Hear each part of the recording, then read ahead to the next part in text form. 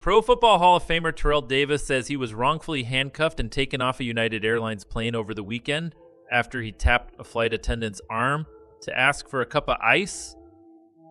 And the airline says it has removed the attendant from duty while it reviews the incident and has reached out to Davis to apologize. The former Denver Broncos running back said authorities let him go after they determined the attendant made inaccurate accusations stemming from their interaction on Saturday's flight from Denver to California's Orange County.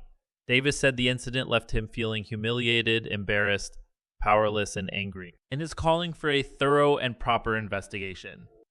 I refuse to stand by without speaking out on this disgusting display of injustice and deplorable treatment, Davis wrote in a Monday Instagram post, the contents of which also appeared in a release from a law firm representing him.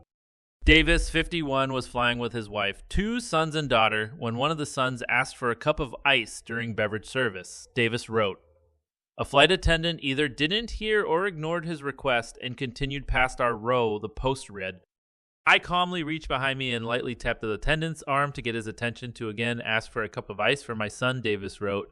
His response and the events that followed should stun all of us.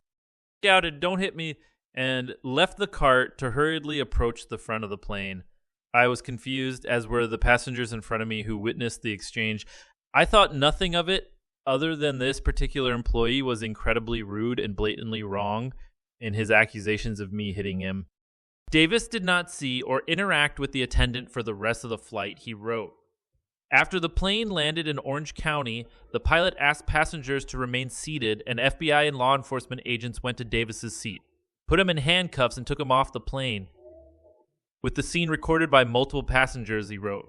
During questioning, it was rightfully determined by the agents that this flight attendant was inaccurate in his accusations, and the agents profusely apologized. Davis wrote, "The traumatizing experience of my 2 sons, my daughter, and my wife watching me being placed in handcuffs without due process or any explanation cannot be undone," Davis wrote. The FBI's Los Angeles field office acknowledged on Monday that agents and law enforcement partners respond to a report of an incident with a flight that landed Saturday at Orange County's John Wayne Airport. A person who was detained for questioning was cooperative with law enforcement and was released to continue his travels, the FBI office said. The FBI does not provide details of incidents or names of people who might have been interviewed unless charges are filed publicly, FBI field office spokesperson Laura Eimler said. United Airlines has removed the flight attendant from duty while we closely review this matter, the company said in an email to CNN on Monday evening. This is clearly not the kind of travel experience we strive to provide, and we have reached out to Mr. Davis's team to apologize, United Airlines email read.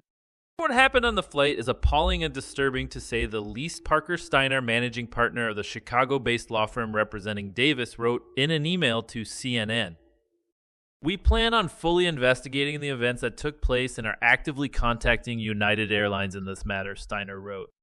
One of only 8 running backs to have rushed more than 2,000 yards in an NFL season, Davis played 7 seasons in the NFL, all with the Broncos from 1995 to 2001, and helped the Broncos win 2 Super Bowls in January 1998 and January 1999. He was named MVP of that first title game, rushing for 157 yards and scoring 3 touchdowns in the Broncos' 31-24 win over the Green Bay Packers. The 3-time Pro Bowler was enshrined in the Pro Football Hall of Fame in 2017.